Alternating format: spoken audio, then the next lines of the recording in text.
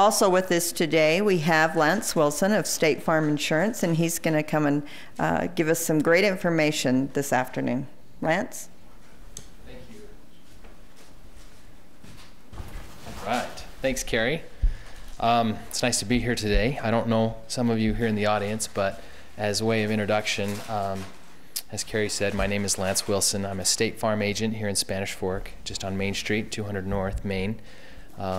My father was a State Farm agent here in Spanish Fork since 1982, and he retired a couple of years ago. At the same time he was an agent for the last couple of years of his career, I was also an agent in Orem, and I moved down to Spanish Fork when he retired and took over his location and came back to roost here at home.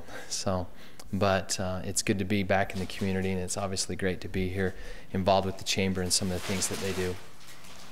So as I was trying to come up with different ideas on what to share with you today, I wanted to make a presentation that was interesting and obviously something that was beneficial to the audience, but a lot of times I think insurance can get a little boring or perhaps stale. Other than me, I'm really passionate about what I do, but a lot of people look at it and they think, oh, that's not something I really care to discuss as insurance. But I'm going to actually introduce a term today, or a concept that in my company, in my business, we use, and it's called human life value.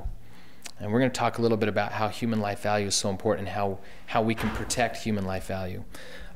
Simply, and I'm going to look to my notes so that I don't misstate some of the things, but so bear with me while I do that. Simply stated, human life value is the source and creator of all property value. For example, your home is worthless without people to value it. If your home burns down, it doesn't represent a loss of wood and brick.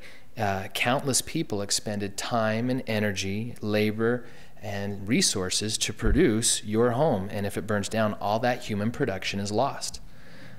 Recognize that every material thing is nothing but a representation of human life value, and when material things are destroyed or consumed, it represents a loss of that human life value that was expended to create those resources or those products or those assets that we have, pieces of property. So you can't get rid of the fire. You can't avoid the fire, you just have to protect against it. As individuals, we indemnify or mitigate the risk of lost production through insurance, and that's where we come into play as an insurance owner and insurance agent. In a nutshell, you, the individual, and your ability to produce and create value for yourself and your family and those you really come in contact with, you are the greatest asset. You're more valuable in the house. You created the house. It's your ability that creates the income that's in the cash that's in your bank account. And so that's where that comes into play. People are assets. Your human life value is always worth insuring. A wise person doesn't just insure a piece of property based on its value. They will always insure their human life value as it relates to producing or creating that property. One of the more obvious ways that I think we all know about, or that we understand that we can insure human life value, is through life insurance. That's a pretty basic concept. We insure our human life value through life insurance. Sometimes we don't realize, though, that we can insure our human life value through health insurance, through our home and other property insurance. Those are different ways that we protect our human life value, is through those other types of insurance.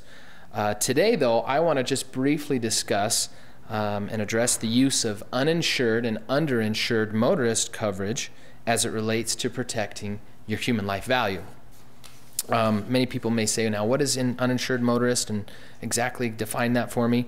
Well, uninsured and underinsured motorist coverage of an auto policy provides protection to you and the passengers in your vehicle for injuries due to an accident that was caused by another driver.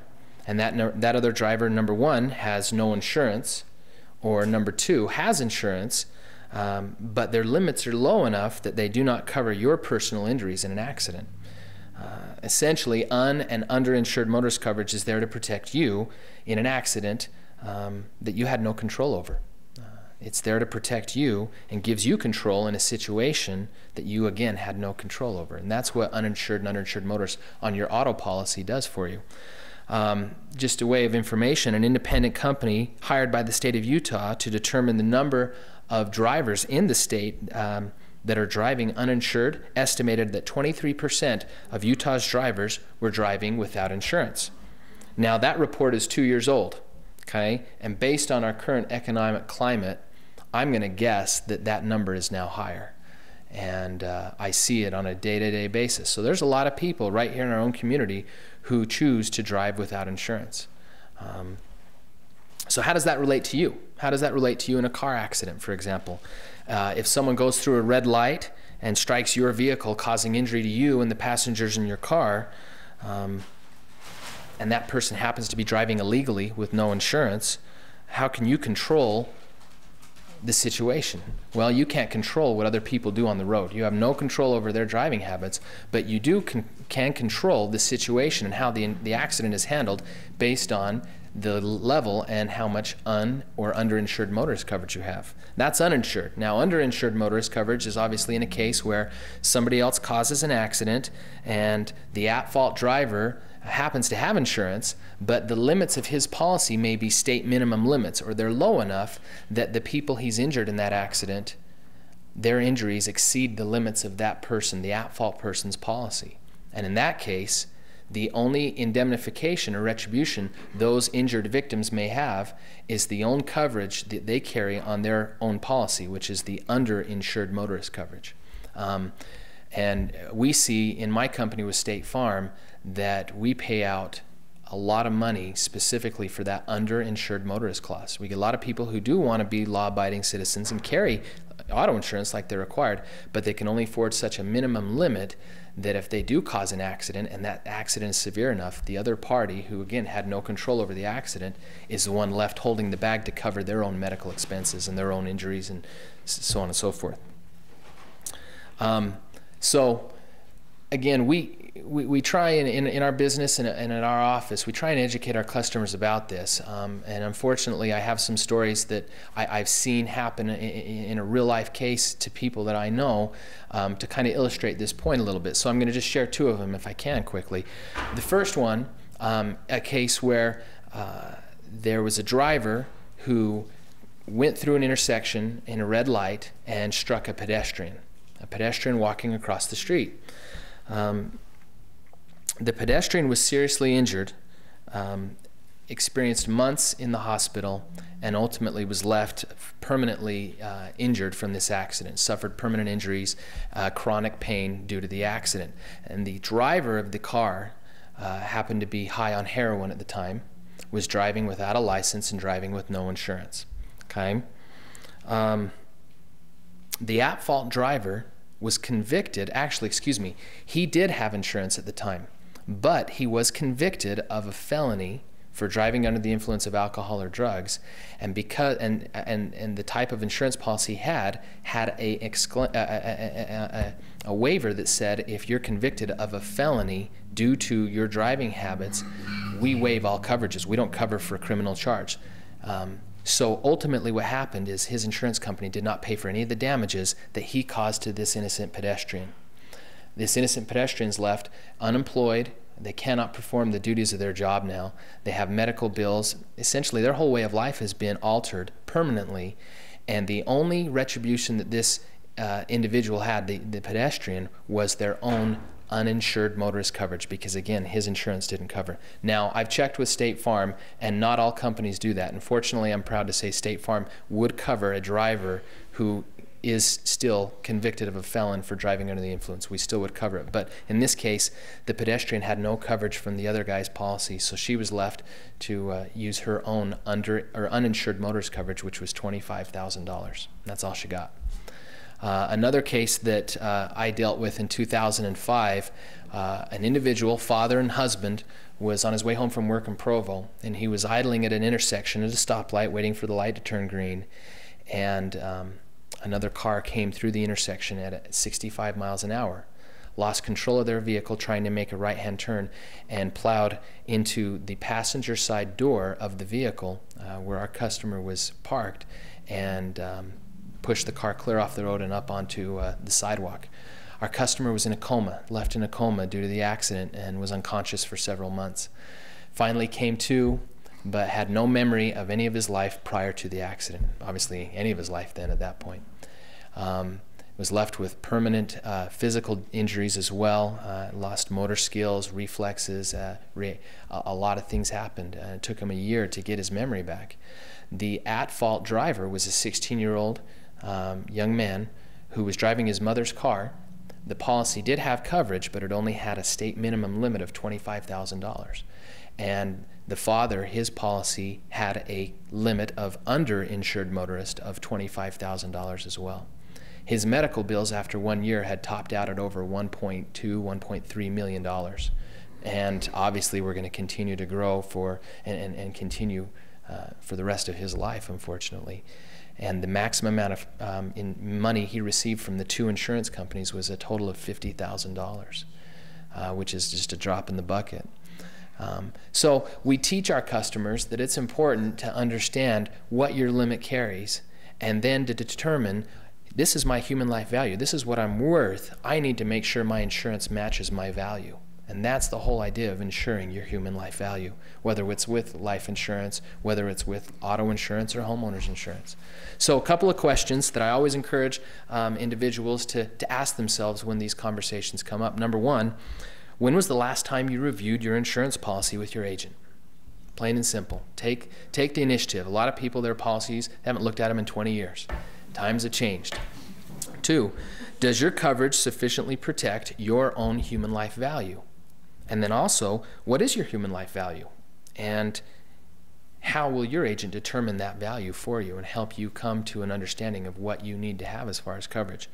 And then last of all, when it comes to making just basic insurance decisions, you should always ask yourself the question, what is the cost to insure this risk? Is it cheaper to transfer the risk to the insurance company, or is it cheaper to retain the risk and be self-insured?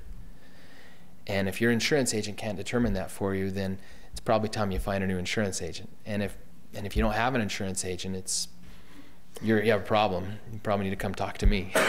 So there's a plug for me. But that's really all I had today. Are there any questions? I appreciate you coming, but any questions or comments you'd like to make? Go ahead. Does the insurance industry ever lobby, like state legislative bodies, that type of thing, to up the amount to cover for underinsured? Is that something that's done within your industry, or is that left to the citizens to do? It is. And we do have lobbyists. State Farm has a full-time lobbyist that works on Capitol Hill here in the state of Utah all year long to try and help monitor a lot of the legislation, a lot of the requirements. And recently, in the last 3 years, we have seen the requirement for liability insurance and underinsured motorist coverage be increased. But again, we're talking minimum coverages are like $25,000. If that's the minimum in Utah, again, your human life value is much more valuable than $25,000. And so you need to find what that value is and then try and protect it as much as you can. Obviously within reason as far as what your budget will allow and your income, but again, it's not a matter of what is the cost, it's what is the price. The cost is what you could potentially be looking at if somebody causes an injury to you. You want to make sure you have control over that accident. Good question. Any other questions? Yes, please. What are the amounts that you can cover? Do you suggest people cover this? Property damage, your life damage, is there something you go by? That's a great question. We get a lot of people who come in or call in for a quote, and they just give me a quote, and we'll obviously try and explain this concept over the phone, but it can get a little confusing. So we typically will tell people they should start at a limit of $100,000 for liability and underinsured motorist coverage. Now that doesn't always happen, but as far as how high can you go, I have clients with $5 million of liability insurance, and that's not uncommon. $5 million of and underinsured motorist coverage. And then you get into the conversation of what we call a personal liability umbrella policy. Again, if your human life value demands that type of coverage, that's not uncommon.